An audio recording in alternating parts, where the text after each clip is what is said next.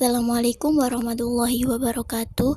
Di sini saya akan menjelaskan pelanggaran-pelanggaran konstitusi di Indonesia. Perlu kita ketahui lebih dulu apa sih konstitusi itu? Menurut KJWR, konstitusi adalah keseluruhan sistem ketatanegaraan suatu negara berupa kumpulan peraturan yang membentuk dan mengatur pemerintahan suatu negara. Pengertian lain juga dipaparkan oleh Herman Heller, yang menurutnya konstitusi itu terbagi menjadi 3 pengertian. Yang pertama, konstitusi dilihat dalam arti politis dan sosiologis sebagai cermin kehidupan sosial politik yang nyata dalam masyarakat. Dua, konstitusi dilihat dalam arti yuridis sebagai suatu kesatuan kaedah hukum yang hidup dalam masyarakat.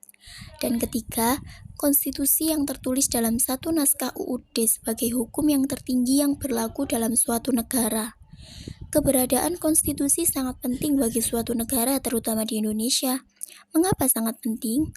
Karena untuk membangun sistem pemerintah yang jelas dan terstruktur, dibutuhkannya sarana untuk memberikan pembatasan serta pengawasan terhadap kekuasaan politik dan membebaskan kekuasaan dari kontrol mutlak para penguasa pemerintah.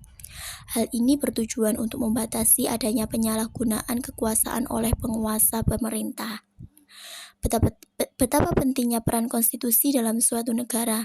Jika saja suatu negara tidak memiliki konstitusi, rasanya sangat sulit negara tersebut untuk tetap bertahan.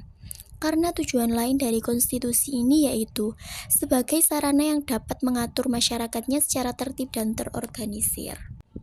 Akan tetapi, ada suatu negara di Asia Tenggara, lebih tepatnya yaitu negara kita tercinta Indonesia, yang sudah memiliki konstitusi tetapi masih sering terjadi pelanggaran-pelanggaran terhadap konstitusi.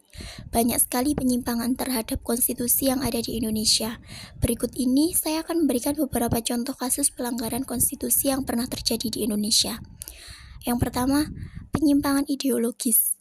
Maksud dari hal ini yaitu menyimpang ideologi Indonesia, yaitu Pancasila. Penyimpangan ideologi Pancasila pernah terjadi pada awal masa kemerdekaan Indonesia.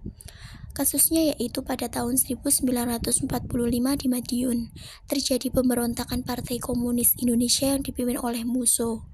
Tujuan pemberontakan tersebut yaitu mereka ingin mendirikan negara Soviet Indonesia yang berideologi komunis. Mereka ingin Pancasila diganti dengan ideologi komunis. Partai Komunis Indonesia atau bisa disebut dengan PKI, kembali berusaha untuk mengubah ideologi Pancasila.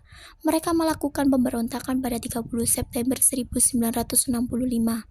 Kala itu mereka dipimpin oleh DN Aidit, melakukan pemberontakan dengan tujuan yang sama, yaitu menjadikan negara Indonesia sebagai negara komunis yang berkiblat pada negara Uni Soviet serta mengganti Pancasila sebagai paham komunis.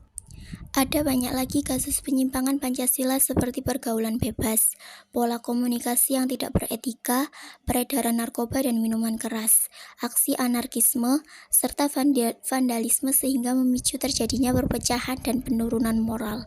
Kedua, penyimpangan kekuasaan. Hal ini pernah terjadi pada masa pemerintahan Presiden Soekarno. Pada masa itu, Presiden memegang kekuasaan yang terlampau besar. Bahkan pada masa itu, Presiden dapat membubarkan DPR. Padahal, dalam konstitusi sudah jelas bahwa kekuasaan terbagi menjadi 3, yaitu legislatif, eksekutif, dan yudikatif.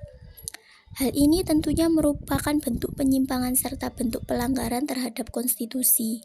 Ada satu jenis kasus penyimpangan kekuasaan yang sangat sering terjadi di Indonesia, yaitu korupsi. Baru-baru ini KPK mengungkap ratusan kepala desa di Indonesia terlibat kasus korupsi. Sangat miris. Di Indonesia juga pernah terjadi korupsi besar-besaran yang dilakukan oleh bos minyak goreng Palma, Surya Darmadi.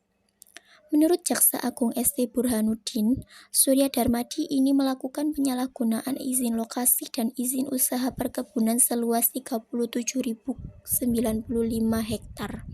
Kasus tersebut menyebabkan kerugian besar bagi negara Indonesia.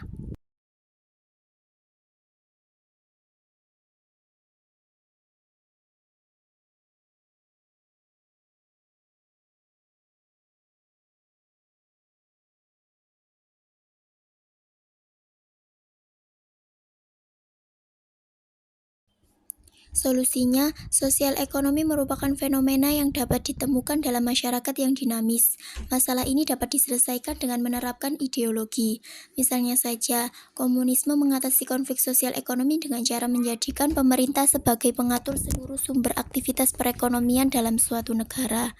Masalah konflik sosial ekonomi dengan diatasi dengan menjadikan pemerintah sebagai pengatur seluruh sumber aktivitas perekonomian. Sekian materi yang bisa saya sampaikan, semoga dapat bermanfaat. Kurang lebihnya saya mohon maaf.